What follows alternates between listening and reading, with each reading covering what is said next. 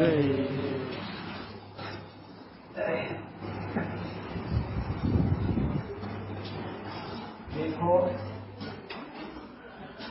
जैन आचार्यों ने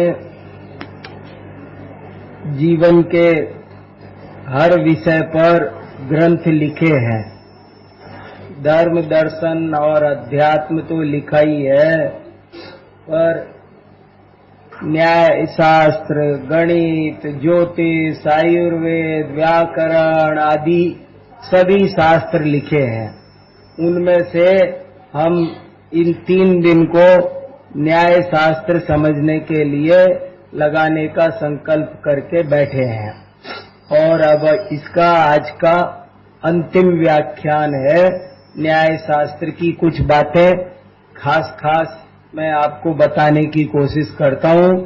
काफी बातें बता दी है, बहुत अच्छी महत्वपूर्ण बातें बड़ी निकली हैं। उन सबको आप अच्छे से याद रखना, पढ़ना। और अब देखो, थोड़ा आगे हम जो चीज हमारी एकादा छूट गई उनको भी आगे पढ़ते हैं। पेज नंबर 2 पर हमने तर्क किसे कहते हैं यहां तक पढ़ लिया था।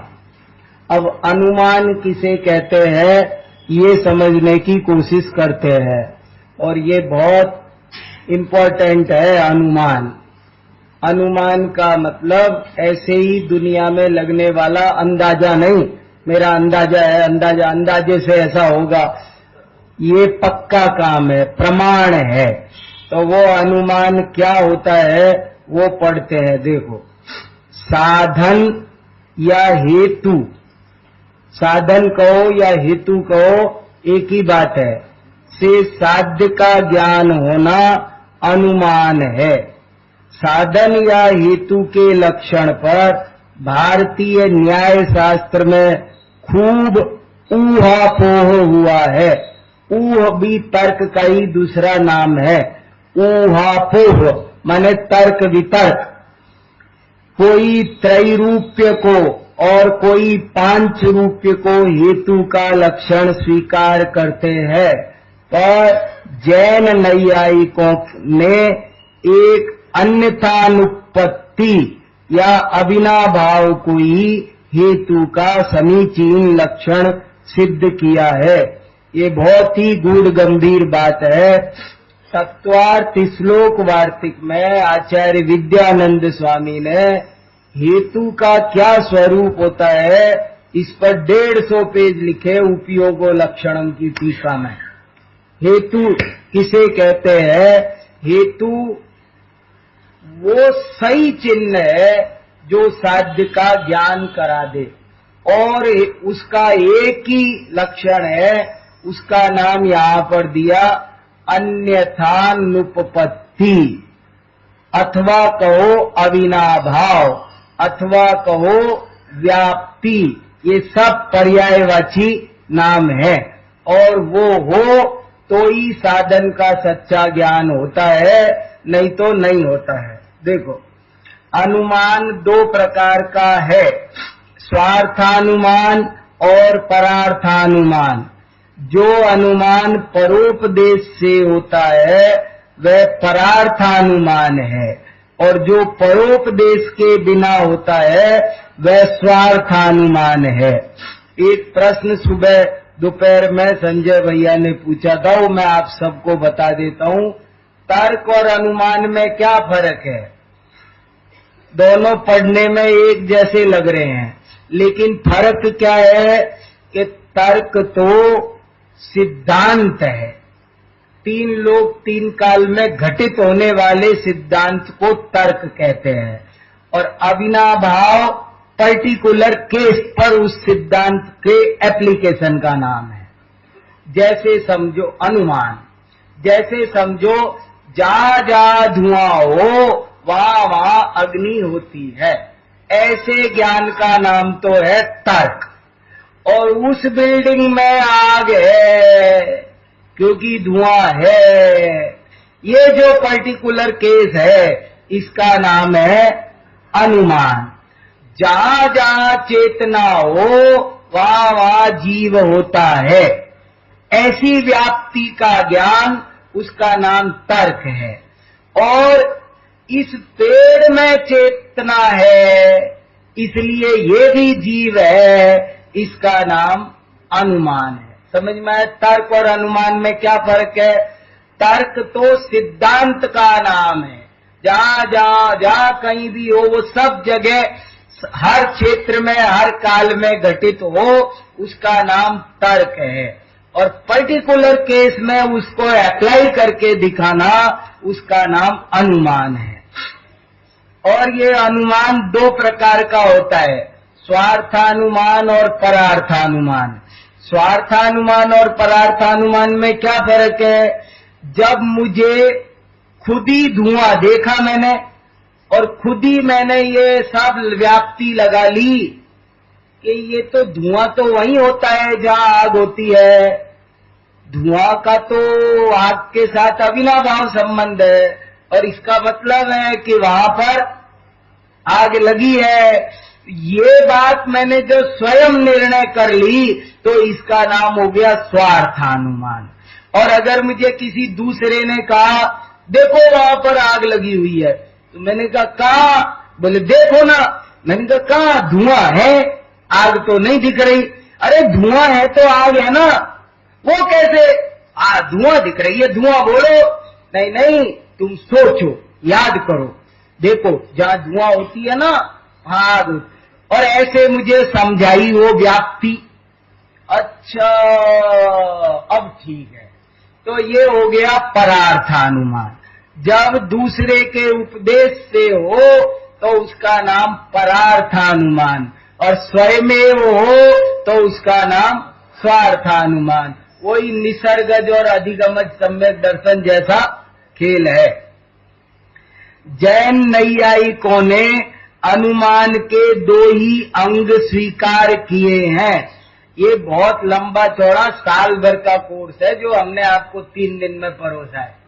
1 साल लगती है, पूछ लो इनसे, कोर्स में लगे हैं ग्रंथ 1 साल चलते, पूरे रोज क्लास चलती है साल भर, तो फिर कितने दिन लगेंगे बताओ। तो हमने तो थोड़ा सा आपको वानगी टाइप में कुछ थोड़ा थोड़ा दिखाया है। फिर बहुत बारीक बातें हैं ये। अनुमान के 2 ही अंग होते हैं, प्रतिज्ञा और हेतु। इसके अतिरिक्त उदाहरण, उपनय आदि को अनुमान का अंग स्वीकार नहीं करते हैं। हाँ, कदाचित वीतराग कथा में शिष्यानुग्रह के लिए उदाहरण आदि का कोई प्रयोग करे तो कोई आपत्ति नहीं है। 2 तरह की कथा होती है, एक का नाम वीतराग कथा, दूसरे का नाम विजिगीषु कथा। एक वीतराग कथा, एक विजिगीषु कथा। विजिगीषु का मतलब होता है जिसमें हार जीत की भावना हो। जब 2 शास्त्रार्थी, 2 विद्वान टक्कर के अलग अलग मतों के किसी बात का निर्णय करने के लिए बैठते हैं, तो वो विजिगीषु कथा है। तेरी बात सही है कि मेरी। तो ये यहाँ हार जीत भी मुख्य होती है, इसलिए इस कथा को कहते हैं विजिगीषु कथा। और जब कोई गुरु और शिष्य किसी विषय को समझने के लिए 2 साधर्मी बैठते हैं, तो वो विजिगीषु कथा नहीं है, उसमें हार जीत की भावना नहीं है, वो वीतराग कथा है। और इस वीतराग कथा में तो उदाहरण दे सकते हो आप, लेकिन विजिगीषु कथा चल रही हो, सामने वाला तो तुम्हें परास्त करने ही खड़ा हुआ है, और तुम उदाहरण दोगे तो वो उदाहरण से ही आपको पटक देगा।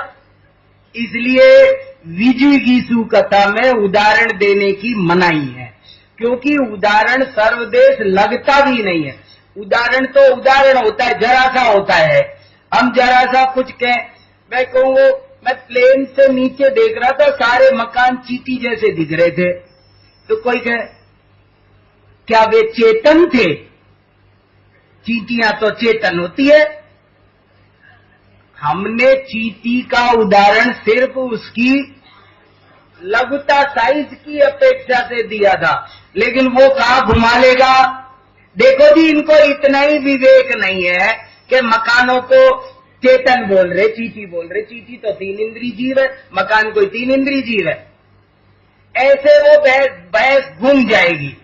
मैं कहूं कि देखो राजकुमार जी का दिमाग क्या कंप्यूटर है, तो आप कहोगे वो क्या अचेतन है, दूसरे का फीडिंग है, उनका अपना कुछ नहीं है। ये जो सारी किताबें लिख रहे हैं कहीं गूगल में से लिख रहे हैं कि अपने आप सर्च कर रहे हैं, तो वो चीज घूमनी नहीं चाहिए। इसलिए उदाहरण देने की मनाही है। कब? विजिगीषु कथा में। लेकिन वीतराग कथा में शिष्य को सावधान करके समझा के कि देख, मैं तेरी सहूलियत के लिए उदाहरण देता हूं, पर तू उदाहरण मत पकड़ना, सिद्धांत पकड़ना। ये गड़बड़ बहुत होती है। हम कोई उदाहरण सुनाते हैं ना तो वो याद रहता है, बाद में जाकर के कोई हंसी का उदाहरण लाते हैं रोचकता बनाने के लिए, कोई बढ़िया कहानी, तो सबको याद रह जाती है। और बाद में हम पूछते हैं ये किस लिए दिया था, वो नहीं पता, उदाहरण याद रह जाता है, सिद्धांत गायब हो। तो सिद्धांत को समझने के लिए उदाहरण होता है। चलो, इसलिए उदाहरण कब देना वो भी ध्यान रखने की जरूरत है। आगम, अब देखो आगम किसे कहना, ये भी बहुत अच्छे से समझने की बात है। आगम सम्यक ज्ञान का एक भेद है। आगम माने किताब नहीं। हम लोग आगम माने क्या समझते हैं, वो अलमारी में आगम रखे हैं। उनको उपचार से, कारण में कार्य का उपचार करके किताबों को, शास्त्रों को आगम कहते हैं। और आगम की परिभाषा देखो, आप्त के वचनादि से होने वाला अर्थ ज्ञान आगम है। आप्त ये बहुत इंपॉर्टेंट शब्द है, इसी पर मैं 10 दिन की क्लास लगा सकता हूं। आप्त शब्द पर 10 दिन का सिविल आप्त पर लग सकता है। आप्त मीमांसा, आप्त परीक्षा, बड़े बड़े ग्रंथ है। आप्त माने प्रामाणिक वक्ता, आप्त माने सत्य वक्ता। सत्य वक्ता को आप्त कहते, जो बिल्कुल सही बोलता है, जो वीतराग है, जो सर्वज्ञ है। मिथ्यावादी में 2 दोष होते हैं, कल बताया ना। मिथ्यावादी 2 ही वजह से होता है, या तो राग द्वेष से या अज्ञान से। और इसीलिए आप्त में 2 गुण होना जरूरी है। एक तो उसे वीतराग होना चाहिए और दूसरा उसे सर्वज्ञ होना चाहिए। यदि वो वीतराग नहीं होगा तो राग द्वेष से झूठ बोलेगा, और यदि वो सर्वज्ञ नहीं होगा तो अज्ञान के कारण झूठ बोलेगा। तो आप्त माने वीतराग सर्वज्ञ व्यक्ति, उसका नाम है आप्त। और उस आप्त के वचन से जो हमको पदार्थों का ज्ञान होता है उसका नाम आगम है। आगम माने आगम ज्ञान का नाम है। ये जो हमको आपको ये पता है ना, 16 स्वर्ग होते हैं, 8 भूमियां हैं, ये 7 उनमें ये नरक हैं, 24 तीर्थंकर हुए, ऐसे राम हुए, राम पिछले जन्म में ये थे, आदिनाथ भगवान पिछले जन्म में ये थे। ये कैसे, ये क्या है ये सब जो हमें पता है? ये जो हमको ज्ञान है, इस ज्ञान का नाम है आगम। समझ में आया? आगम माने जो बातें हम आप्त के कहने से मानते हैं। आगम माने आप्त के वचनों से जो ज्ञान, सुमेरु पर्वत का जो हमें ज्ञान है, सो क्या देख के आए?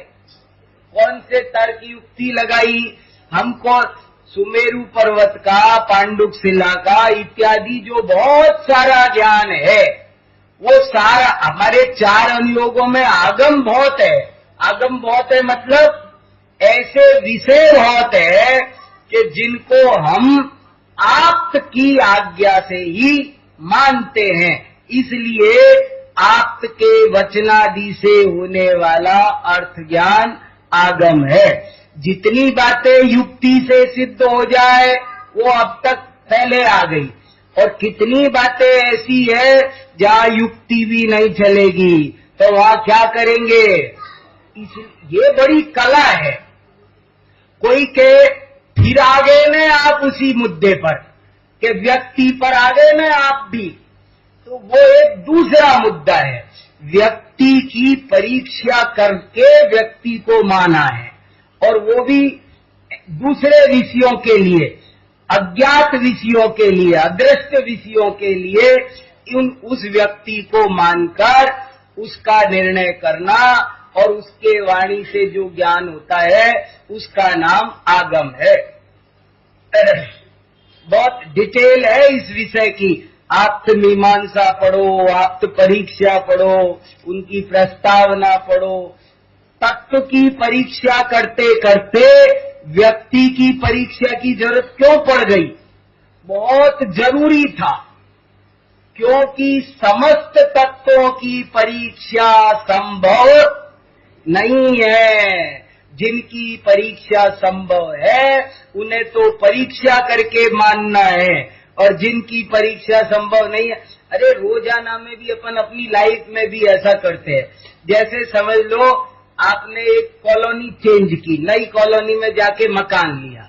अब आपको घर का रोजाना का सामान किस दुकान से खरीद के लाए, दाल कहाँ से, चावल कहाँ से, कौन दुकान सही है, आप एक दिन दो दिन ट्राई करोगे इस दुकान पर सही है कि इस पे सही है, इस पे रेट सही है कि माल सही है, क्या है, और कर करा के आखिरकार आप एक निर्णय पर पहुंच जाओगे कि कुल मिलाकर इस मोहल्ले में ये वाली दुकान ठीक है, इसके रेट भी ठीक होते हैं और इसका माल भी ठीक होता है, बेईमानी नहीं होती है। और बाद में आंख मीच के उस पर पर्ची दे आते हो महीने के राशन की कि भैया ले दे दे। रोजाना रोज रोज दाल के, चने के, सबके भाव बढ़ रहे, घट रहे, सब क्या क्या हो रहा है। अगर हम रोज रोज हर चीज हर दुकान पे जा जाके ट्राई करने लगे तो चल गया काम। इसलिए ऐसे में दुकान की परीक्षा कर लो। जब नई चीज खरीद रहे पहली बार तो चीज की परीक्षा, और जब चीज की परीक्षा बहुत हो जाए, ज्यादा काम फैल जाए, तो दुकान की परीक्षा कर लो। ऐसे ही पहले तत्व की परीक्षा की, और तत्व की परीक्षा के बाद में अप्रयोजनभूत विषयों के लिए, अतीन्द्रिय विषयों की जानकारी के लिए ये आप्त की परीक्षा कर ली गई। और आप्त ऐसा होता है, आप्त किसे कहते हैं इस विषय में जैन नैयायिकों ने अत्यधिक विस्तार पूर्वक विमर्श किया है, जिसका सारांश निम्नलिखित श्लोक में प्रसिद्ध है। अर्थात जो वीतराग, सर्वज्ञ और सर्व सत्व हितोपदेशी है वही आप्त है। एक जीव को दुख देकर दूसरे को सुखी करने वाला चक्कर यहाँ नहीं है, सबको सुख देवे वो आप्त है। अथवा सामान्य अपेक्षा से यह भी कहा गया है कि जिस विषय में जो अवंचक होता है उस विषय में वही आप्त है। प्रामाणिक वक्ता को भी आप्त कहते हैं। सुप्त, उन्मत्त, सुप्त माने सोया हुआ, उन्मत्त माने पिया हुआ, आदि पुरुष के वचनों से होने वाला अर्थ ज्ञान अप्रामाणिक होने से आगम नहीं कहलाता। अतः आगम के लक्षण में आप्त का प्रयोग अत्यंत आवश्यक है। इस प्रकार आगम प्रमाण भी यद्यपि ज्ञान रूप ही है, परंतु कारण में कार्य का उपचार करके आगम को शब्द रूप भी कह दिया जाता है। ये जिनागम है, ये थोड़ी जिनागम है। यहाँ जो उसका ज्ञान है वास्तव में उसका नाम जिनागम है। जैन नहीं आई, कुछ कहा। अवंचक माने जो नहीं ठगता, वंचक माने ठगने वाला। जो गलत बोलते मिथ्यावादी हैं वे जीवों को ठगते हैं, और सत्यवादी आप है वही जीवों को ठगते नहीं है, इसलिए अवंचक। अब देखो प्रमाण का विषय, प्रमाण का विषय अर्थात प्रमेय। प्रमाण का विषय माने प्रमाण का विषय अर्थात प्रमेय।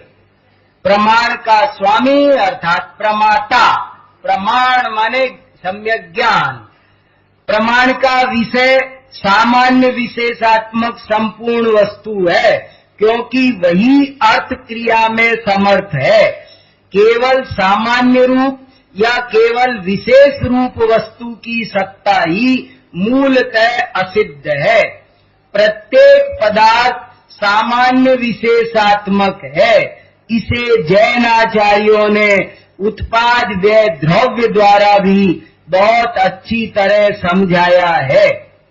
तत्वार्थ सूत्र में आचार्य उमा स्वामी के इस विषय में दो अत्यंत महत्वपूर्ण सूत्र प्राप्त होते हैं। सत द्रव्य लक्षणम उत्पाद व्यय द्रव्य युक्तम सत। जैनाचार्यों के अनुसार पदार्थ परिणमनशील नित्य है। परिणमनशील नित्य है, नित्य भी हुआ अनित्य भी हुआ। देखो बहुत बड़ी बात है। और इसमें ये प्रमाण का विषय, इसमें भी बहुत लंबी चौड़ी चर्चा है और सिद्ध होता है, यहीं से निकल कर आता है अनेकांत और स्यादवाद। प्रत्येक वस्तु परस्पर विरोधी धर्मों को धारण करती है, वो नित्य भी है और अनित्य भी है। देखो अगर आत्मा सर्वथा अनित्य हो तो भी हमारा ये सारा धर्म कर्म बेकार है। सर्वथा अनित्य का मतलब है क्षण भर में नाश को प्राप्त हो जाने वाली, तो फिर काय को पूजा पाठ स्वाध्याय धर्म ध्यान करना। अगर सर्वथा अनित्य में भी अर्थ क्रिया नहीं बनती, सर्वथा नित्य में भी अर्थ क्रिया नहीं बनती, और सर्वथा नित्य हो तो सर्वथा नित्य का मतलब है कूटस्थ, उसमें कोई परिणमनी ना हो, जैसा है वैसा रहे। तो भी हम क्या धर्म करें, क्या स्वाध्याय करें। अगर आत्मा सर्वथा नित्य हो, नित्य माने बिल्कुल कूटस्थ जाम, हिलती ना हो, परिणमन नाम की कोई चीज ही ना हो, तो भी सारा पाप पुण्य धर्म कर्म व्यर्थ सिद्ध होता है। और यदि सर्वथा नित्य हो तो, अरे हम डॉक्टर के पास जाते हैं, हमारे घर का कोई सदस्य बीमार हो तो डॉक्टर साहब जरा देखना इनकी तबीयत खराब हो गई, डॉक्टर को सौंप देते हैं अपना घर का सदस्य। और डॉक्टर क्या करता है कि उसका मर्ज ठीक करके हमें वापस लौटा देता है, तब ना हम जाते हैं। अगर डॉक्टर मर्ज के साथ मरीज को भी खत्म करने लग जाए तो कोई जाएगा क्या। इसलिए यहाँ पर वस्तु सर्वथा नित्य हो तो भी बात नहीं बनती है, सर्वथा अनित्य हो तो भी बात नहीं। वस्तु सर्वथा अभेद हो तो ये ज्ञान है, ये दर्शन है, इस चारित्र है। ऐसा कैसे कथन किया जा सके, कथन भी ना बने। सर्वथा अगर सर्वथा अभेद हो तो भेद रूप बोला भी ना जा सके, और अगर सर्वथा भेद रूप हो तो ज्ञान दिल्ली चला जाए, दर्शन ग्वालियर रह जाए, चारित्र कुछ हो जाए, ऐसा भी नहीं हो। तो वस्तु में भेद भी है अभेद भी है, दोनों बातें हैं। वस्तु वक्तव्य भी है अवक्तव्य भी है। अगर बोली जा सके तो बोल के दिखा दो अनंत धर्मात्मक वस्तु को। नहीं बोला जा सकता, नहीं बोला जा सकता तो नहीं बोला जा सकता कह करके भी तो बोल रहे हो। अपन ऐसा कहते हैं ना, डॉक्टर साहब मेरे पेट में बहुत तेज दर्द हो रहा है। कितना तेज? बस मैं आपको कुछ कह नहीं सकता। हाँ समझ गए, समझ गए। तो कुछ कह नहीं सकता कह के भी कह दिया ना, अवक्तव्य शब्द से ही सही, पर वो वक्तव्य तो बन गया। इसलिए न सर्वथा नित्य, न सर्वथा नित्य, न एक है, न अनेक है, न वक्तव्य है, न अवक्त। स्यादवाद एक अद्भुत वस्तु है और उसको समझे बिना, उसको स्वीकार किए बिना कोई चारा नहीं है। आपको मानना ही होगा। अनंत विवक्षाएं होती है। जैन आचार्य इस निष्कर्ष पर पहुंचे हैं कि अनंत विवक्षाएं हैं और आप कुछ भी कह सकते हो। समंत भद्राचार्य ने तो लिखा, आप कुछ भी कह सकते हो, खुली छूट है, बस स्यात लगाते जाना। कुछ भी बोलो, स्यात लगाना और कुछ भी बोलना। गधे के सींग भी बोलना हो ना तो बोलना, हो जाएंगे। उसमें क्या है, एक पेंटिंग में तो हो सकते हैं ना, एक पेंटिंग में तो हो सकते हैं कि नहीं हो सकते। इसलिए कोई दिक्कत नहीं है। हाथी काला होता है, मगर मैं पीला बना दूं तो, चितकबरा बना दूं तो बहुत सही। मैं कहूं हाथी जैबरा जैसा होता है, मानोगे? लेकिन मेरे घर में एक बच्चे ने पेंटिंग बना रखी है, वो पेंटिंग में हाथी जैबरे जैसा वो कर रहा है। अरे अर्थ नए, ज्ञान नए, शब्द नए, द्रव्य निक्षेप, स्थापना निक्षेप, नाम निक्षेप, कितने अपेक्षाएं हैं। बस जो बात जिस अपेक्षा कही गई है, अगर उस अपेक्षा समझा तो सम्यक ज्ञान, नहीं तर मिथ्या ज्ञान। इसलिए ये स्यादवाद सिद्धांत भी बहुत सावधानी से समझने का है। जैनाचार्यों के अनुसार पदार्थ परिणमनशील नित्य है, उसमें प्रति समय नवीन अवस्था का आगमन होता है। यह उत्पाद है। पुरानी अवस्था नष्ट होती है, यह व्यय है, और वस्तु का स्वभाव वही स्थिर रहता है, ये द्रव्य है। एक ही समय में उत्पाद भी है, व्यय भी है, द्रव्य भी है। हजारों उदाहरण आप रोज सुनते हो स्वाध्याय में। मैं अभी समय नहीं है देने का, विषय बहुत है। इस उत्पाद व्यय द्रव्य सिद्धांत को स्वर्ण, घट, जीव आदि अनेक दृष्टांतों से, अरे किसी भी चीज पर घटाओ तो आराम से भली भांति समझा जा सकता है। जैसे अंगूठी पर्याय का उत्पाद, जंजीर पर्याय का व्यय, और फिर भी स्वर्ण रूप से उसी की स्थिति देखी जाती है। प्रमाण का फल दो प्रकार से समझना चाहिए। देखो सम्यक ज्ञान का फल देखो क्या होता है। बहुत से लोग पूछते हैं क्या होगा इसको पढ़ने से। सम्यक ज्ञान का फल दो प्रकार से समझना चाहिए, साक्षात फल और परंपरा फल। अज्ञान निवृत्ति वो प्रमाण का साक्षात फल है। अज्ञान दूर हो गया ना, यही उसका साक्षात फल है। और क्या फल चाहिए? जैन दर्शन पढ़ेंगे तो क्या होगा, ये न्याय पढ़ेंगे तो क्या होगा? वो सब्जी वाले से जाके के भैया तेरा 1 रुपया सस्ती लगा ना, हम न्याय के शिविर में न्याय पढ़ रहे हैं, वो लगाएगा? वो न्याय पढ़ने से क्या होगा कि तत्संबंधी अज्ञान का नाश हो जाएगा। अज्ञान निवृत्ति प्रमाण का साक्षात फल है, और त्याग, ग्रहण या उपेक्षा वो प्रमाण का परंपरा फल है। इसके अतिरिक्त कोई भी फल प्रमाण का जैन न्याय शास्त्र में नहीं माना गया है। इस विषय में निम्नलिखित 2 शास्त्र कथन विशेष रूप से ध्यातव्य हैं। अज्ञान निवृत्ति हानोपादानोपेक्षाश्च फलम अथवा ज्ञानमेव फलम ज्ञाने ननु श्लाघ्य मनस्वरम अवो मोहस्य महात्म्यम यद अन्यदपि मृग्यते। मोह की महिमा है जो ज्ञान का फल भी और कोई वैभव चाहते हो। ज्ञान का फल तो अज्ञान की निवृत्ति है। हेय को हेय कर देना, उपादेय को ग्रहण करा देना, ये काम ज्ञान का है और काम ज्ञान का नहीं है। और फिर परीक्षा मुख आदि ग्रंथों में अंतिम प्रकरण आता है, उसका नाम है प्रमाणाभास।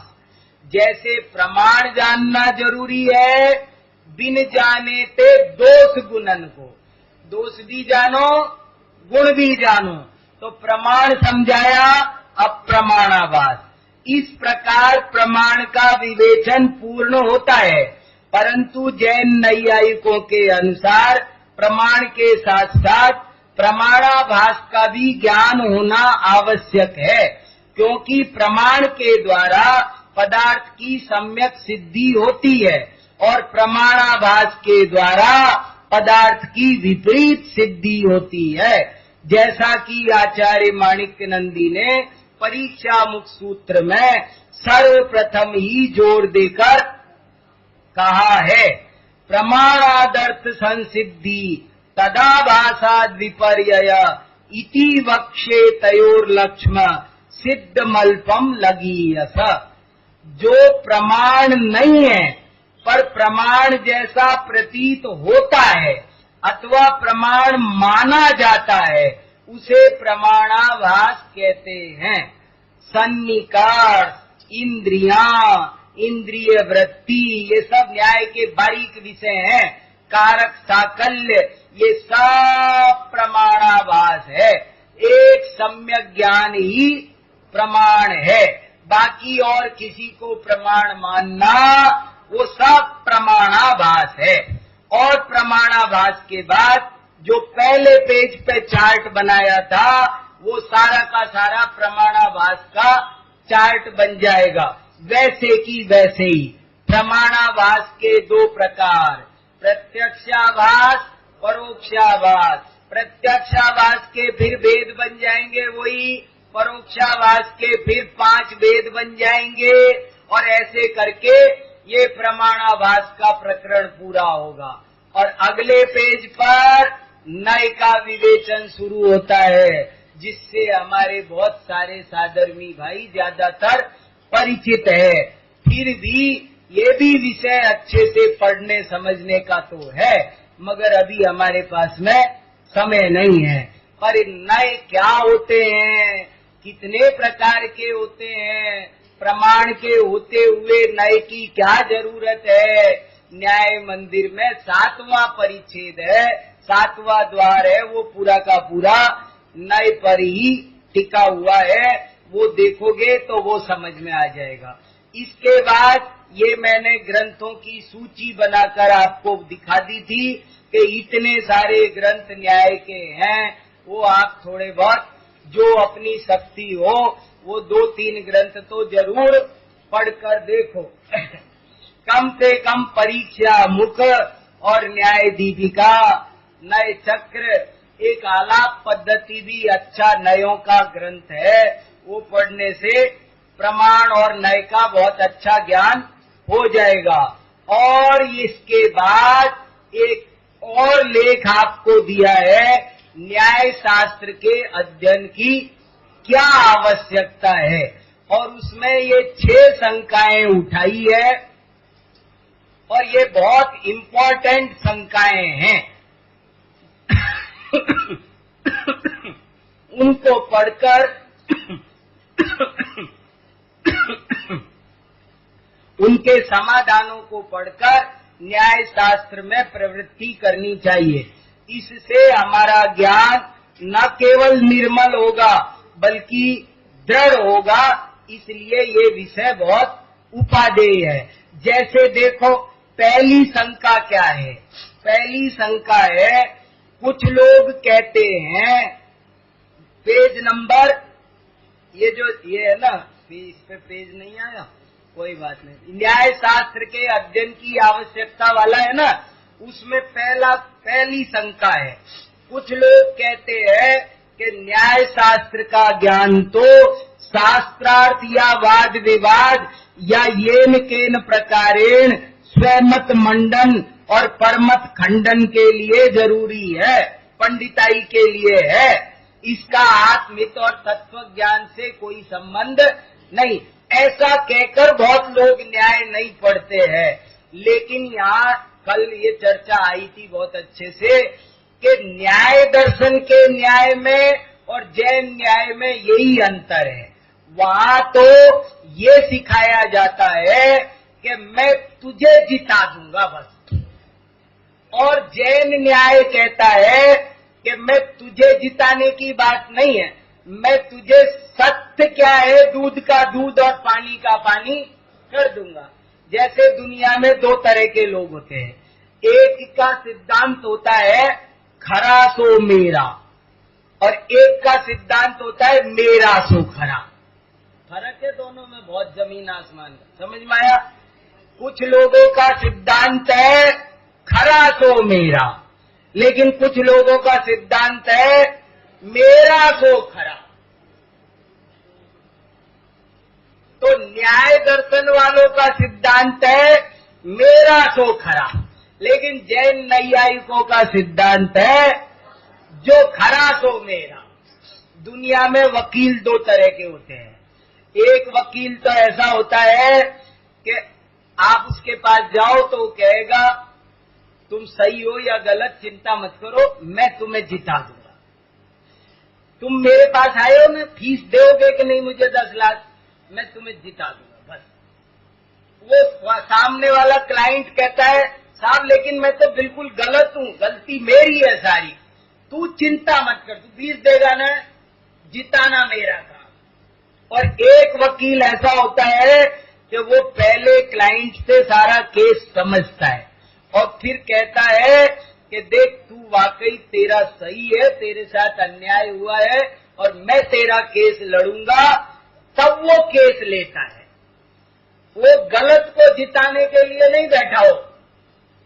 ऐसे ही जैन न्याय वो इसलिए नहीं है कि तुझे जिताया जाए, दूसरे को हराया जाए, वो तो इसलिए है कि सत्य क्या है ये सामने आ जाए, तुम सत्य के साथ हो लेना ना। इसलिए ये बात यहाँ कही जा रही है कि ये कोई वाद विवाद नहीं है, ये तो परीक्षा है तत्व का सही निर्णय करने के लिए। इस तरह की इसमें 6 शंकाएं हैं। वो शंकाएं पढ़ना, फिर उनके समाधान पढ़ना, और आप लोग न्याय शास्त्र में और गति करना, अच्छे से पढ़ना, बहुत प्रयोजनभूत लाभदायक विषय है। इससे लौकिक में भी अनेक प्रकार से लाभ होते हैं और तत्व ज्ञान में, तत्वाधिगम में भी बहुत अधिक लाभ होते हैं। 3 दिन आपके साथ बहुत बढ़िया न्याय शास्त्र का अध्ययन किया और इस तरह से जो कुछ हमसे हमारी शक्ति अनुसार बन सका वो आपको बताया करा। फिर भी कहीं किसी भी प्रकार का कहीं कोई अपराध किसी के भी प्रति हुआ हो तो मिच्छामि दुक्कड़म। और अब हमारे भी शाश्वत धाम उदयपुर से पधारे आदरणीय राजकुमार से निवेदन करता हूँ आधा घंटा यहाँ पर हमें